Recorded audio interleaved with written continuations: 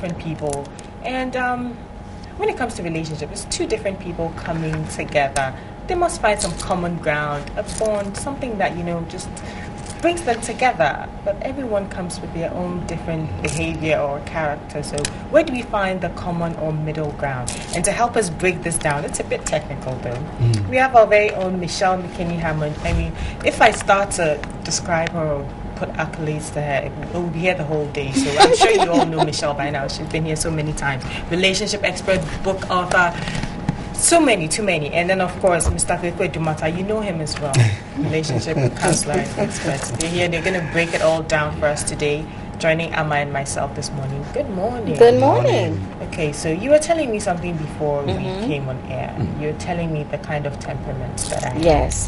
Can you repeat that, please? Actually, I think that you're probably a little bit of phlegmatic with a touch of melancholy. Okay, it sounds like a very big word. I hope it's a nice. I've got a pen. They're all good. They're all good. Yeah. There are 4 temperaments, and they're all good.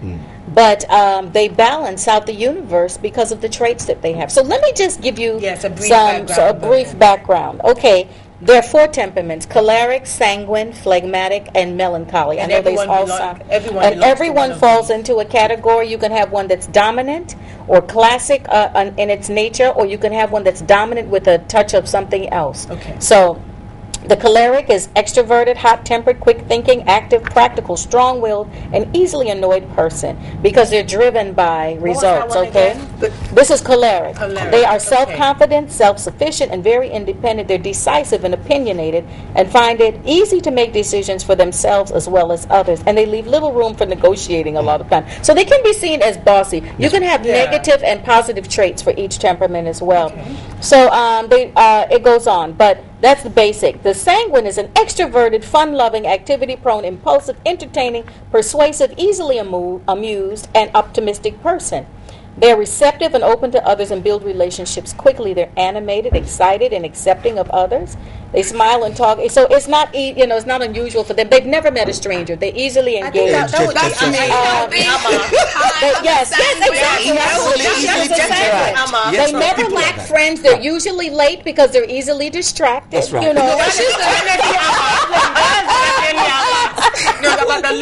Okay, but they're very good with working with people. The phlegmatic is an introverted, calm, unemotional, easygoing, never get upset kind of person. They're both slow and indirect when responding to others. They're slow to warm up and will be accommodating in the process.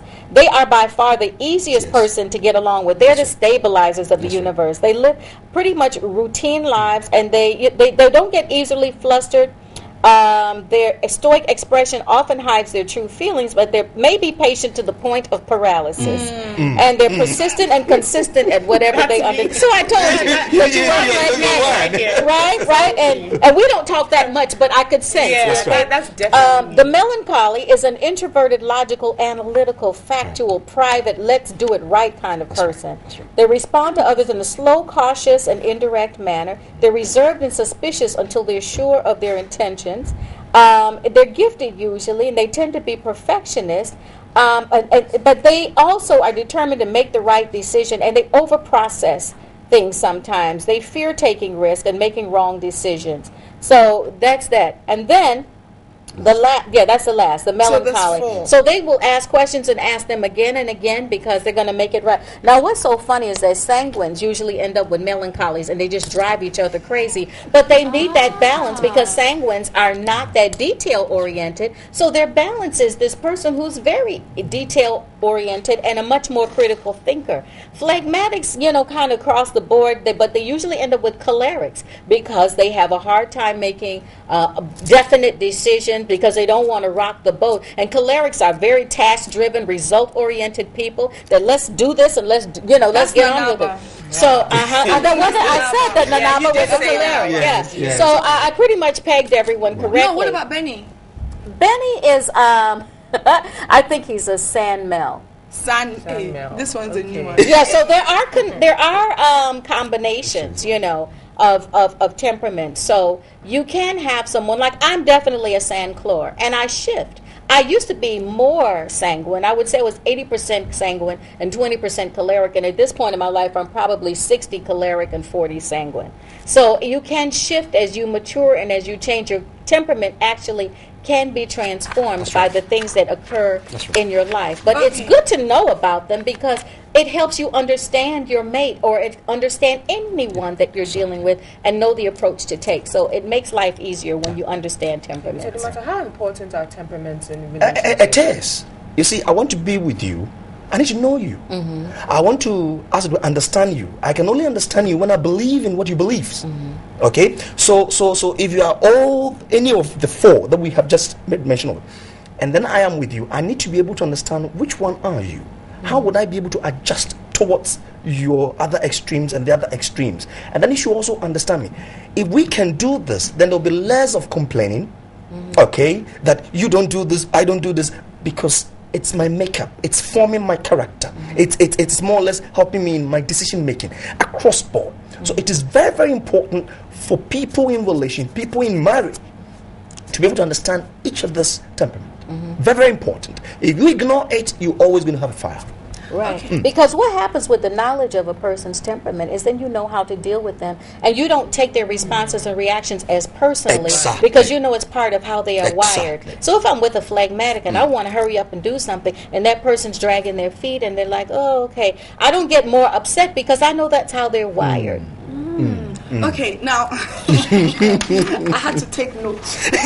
So it was choleric, sanguine, phlegmatic, melancholy, choleric. What's the other one you put? You have them all. You've said them all. Or the blend. And you can either be classic or blend. Like it's interesting. I met the people who wrote the book on temperaments years ago. We are actually in the same publisher, Beverly and Tim LaHaye, and Florence Littauer also wrote on the topic. But when I met them at a conference, they just started laughing because I ran up to them. I was all excited and and they looked at each other and said, "Isn't she just a classic sanguine?" They ran up laughing. They read me right away, you know, and so they adopted me. And as the years went by, they said, "You're shifting. You're kind of transforming. I see now you're more choleric because I was writing so many books and doing." And they said a sanguine would never get that much done because they're too distracted by life. And people who really understand these things will actually try to work with you in terms of if you are to the extremes, if you are to the other side, they will try to read and see how well they can actually coexist. Just like what she's saying. They saw it, they read it, and they realized, oh, this is where she is, and so this is where we can actually go with it. This is my whole thing. Like watching now and even listening to you guys. Okay, it's all sounds great.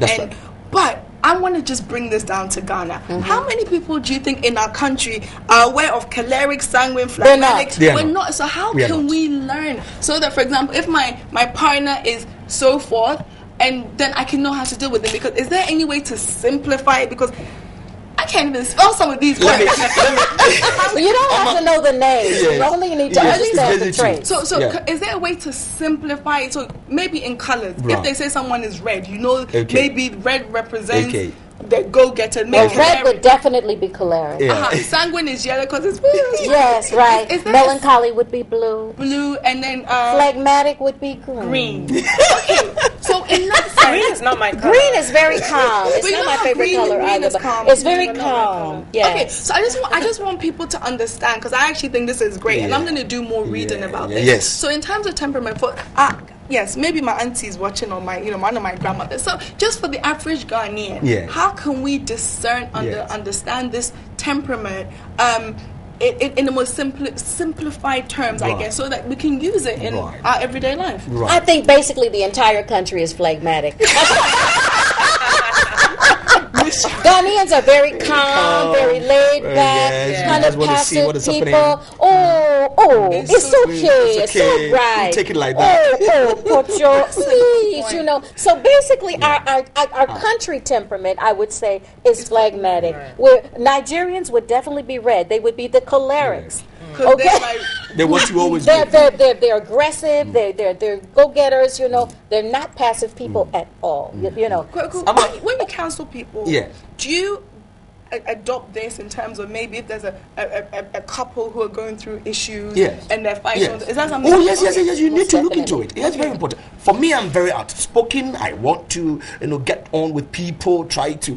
But if I get somebody on the other side who is a bit laid back, who want to reason, who doesn't respond the way I also want to respond, you realize that there's a friction, there's a gap. Okay, so you need to be able to understand these things and tell them where that gap is. And then one must drag himself or herself towards one's environment, trying to appreciate it. Now, the first question you ask, you see, let's take it this way. The first dating, okay, the first time I'm meeting you, the kind of conversation we'll have, your responses should be able to let me know who you are in terms of these temperaments, right? There's somebody who can really talk, can take the entire conversation to himself or herself. There's some who will not and will more or less observe things. So from that point, you try looking at, how do I deal with such a person? Okay, some too, when they are talking, they want to finish before you come in. Some too will just be there, I'm listening, I'm watching, I'm listening. They're taking note, they're taking thought out of it. So at the first instant of meeting is the starting point. Want you to know what is the makeup of this person, and then how well can I adjust towards it. But most of the times we take it for granted. All right, the lady I met, the man I met is not talking, is always looking to my face. I don't get it. We can actually cope. You've already jumped into conclusion. It may not be. Don't you have to know or be with someone for a long period of time? Sure, as time goes on, as Michelle said, it changes. For the first time you saw me, I was not even talking. But then, as we grow, here I am, I'm very vocal. All right, so it means the person is drifting. And that's why you need to be adjusting. You cannot just block person just like that and always deal with the person. And the other thing is that we have to understand that a relationship... That was a classic sandwich. She just butted in there. You see? I butted into her. You see how I butted into her? I'm sorry. No, it's fine. Yes. But what I was going to say to add to what he was saying is that relationship is a process. Exactly. And so we have to understand that, because the movies fool us. We think, we look at each other, instant love, and everything is hunky-dory and we're both alike. No, opposites actually attract, because we need to balance one another. The Bible says, as iron sharpens iron, so two friends sharpen one another. So God always puts a diamond and a sledgehammer together, and he's and a chisel together, and then he's the hammer, and he hits on us to refine us, and the process switches back and forth. So we have to understand that it's very important for us to understand each other's makeup, so that we relax and release ourselves to go through the process. You should never decide on a first date that you like or don't like someone, because everybody is so careful on that date, and everyone is so inhibited. You don't get to see the true person. If you do the interview, they'll just give you questions that they think you want to hear. But time unfolds the character of a person and who they really are, and then you can decide, do I want to go through the process of growing together with this person? And sometimes that's not going to be a glamorous affair. As a matter of fact, sometimes the most difficult that it is actually reeks the most promise, because there's something hidden there that probably God wants to use. And if you can just get through the process, you'll get to the beautiful part of it. The most beautiful marriages that I know of went through severe challenges before they got to that place. Wow. So, Michelle, you believe that opposites attract? Yes, but you do need commonalities to stay together, because it then says, how can two walk together except they agree? Right. So temperaments might be opposite, but vision must be united. So there's a difference. Okay. When we talk about opposites, it's not, they're crazy and I'm calm. No, not just that, but there has to be a vision that unites. Purpose is what keeps people together, not people. People don't keep each other together. People don't keep people together. And I like that point. You see, my vision, your purpose, we must go this way. Somebody was telling me that it should be like a Y. The letter Y. You are from here, I'm from here, but we should be able to excel and we go. Exactly. All right? Or if we try to make it a V, then we have a problem. If we block ourselves. And there's always a chaos. So the point she made is that, look, there would never be a good marriage if you are telling me that we have not had a tussle. Right. We have not had a challenge. No way. Right. It's unrealistic. It's unrealistic. So when it's coming, please succumb and try to see how well you can adjust yourself and make it well. I don't know, it sounds very difficult. I mean, that is what it means. Love is work, and if you don't work, it won't work. You won't get it. All right, you don't just lay back thinking that everything is cozy, so I'll get what I want. No, that's a big mistake. Okay, work towards it. Go through some challenges. You must go through some challenges. Even the little relationship. It's the trials that actually forge people together. When people go through things together, there's a bond. It's almost like, the trees of Lebanon. Let's use that as an example. Was the hardest wood that you could get, and so people loved it for furniture and things because it wouldn't break. Right. But the reason that it wouldn't break is because it had already been broken. Right. The winds on the hill literally bowed it over to the point where it snapped, and it released a sap that was a resin that made the wood even harder, so that by the time it really became tall and strong, it had been broken several times, and the resin had made it something that was literally unbreakable. And the same thing happens in relationships. If you are able to weather, but most people have to be willing to work through the process together. I mean, don't try to hold on to someone who doesn't want to be there. Forget it. Let that person go. If they want to live without you, they should.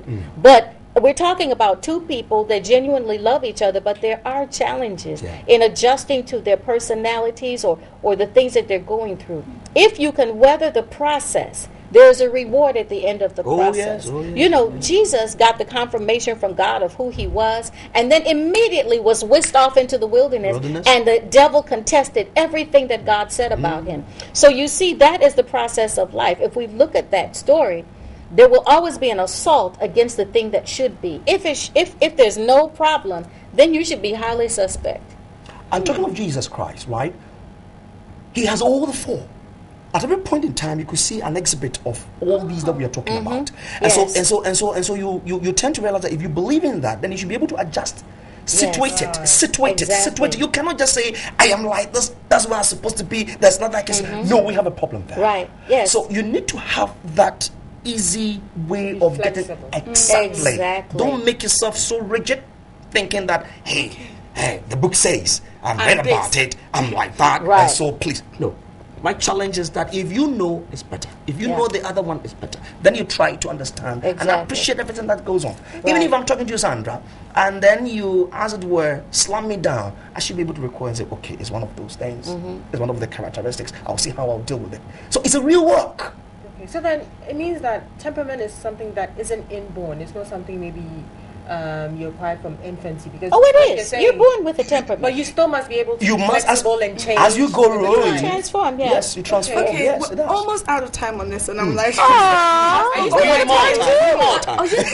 think we have to. We must continue. It's really a challenge, because I think it's not just a. It's a lot. It's a lot to kind of even take in. But we're hearing the fact that now there's a lot of marriages collapsing in our country, and based on this, and I think this is more your temperament is linked to communication as well. Most definitely. Okay, so in I guess if the knowledge of this becomes more widespread, which I still don't understand everything, but I'm sure we can learn.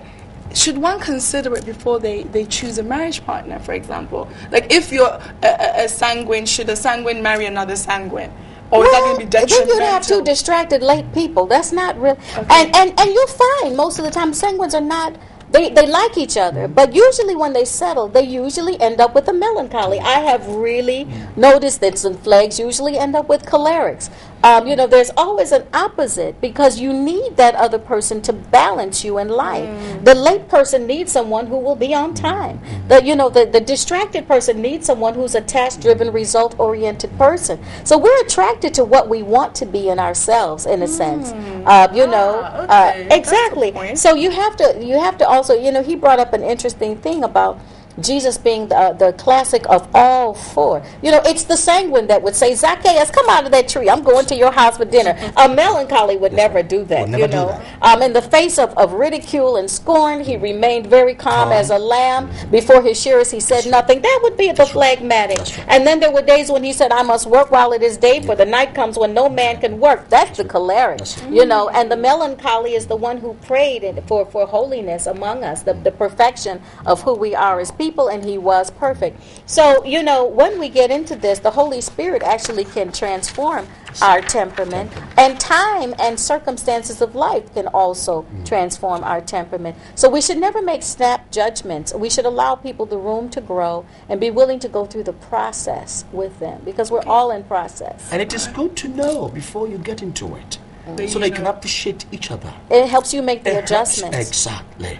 And again, the vision and the purpose. Exactly. Exactly. You have to stay focused on the purpose that you're together. And that's why the decision should be made more on purpose than on passion. Exactly. Purpose has nothing to do with emotion whatsoever. You know, and so we have to be very prayerful about why are we connecting with who we're connecting with. But I think that marriages fall apart not because of temperament. I think economically we can afford to live without each other these days. And that pushes us to not consider working through the process of things. Okay. So as a flag, who am I supposed to be looking out for? You'll probably end up with a choleric. And the choleric is the result-oriented person who's very on task and gets things done. And you'll be a little set off because sometimes he'll seem a little bossy and controlling to you, but you need that. You need that. And Sandra, let me tell you, now that you've gotten to know, don't try to box it. Right. Because I am like this, I'm looking for that is don't look for it. It will naturally come to you. It will come to you, and you'll be able to know. All right. Just study, as Amma said. I'm going to study it, know it, and then you can actually link it up with people. As you see people, you can actually draw who they are on that basis. Yes. Yeah. Right. Okay. This all seems a bit much, but I'm sure we will digest it. Very big words there. What's the full name for mine? Flag what? You're a phlegmatic. Phlegmatic. So I'm looking for a... You're green. You're green. I'm green and I'm looking for a red. Yes. I'm looking for a red. To spark And you. red and green look lovely together. They look good. Okay, so this has been our lifestyle segment, proudly brought to you by Lipton Tea, inspiration flowing from nature. Very interesting discussion this morning. Many thanks to Michelle McKinney-Hammond and Kweku Edumata. You guys will definitely have to come back for a part 2 of this. I love you. Yes, we will. We'll be back.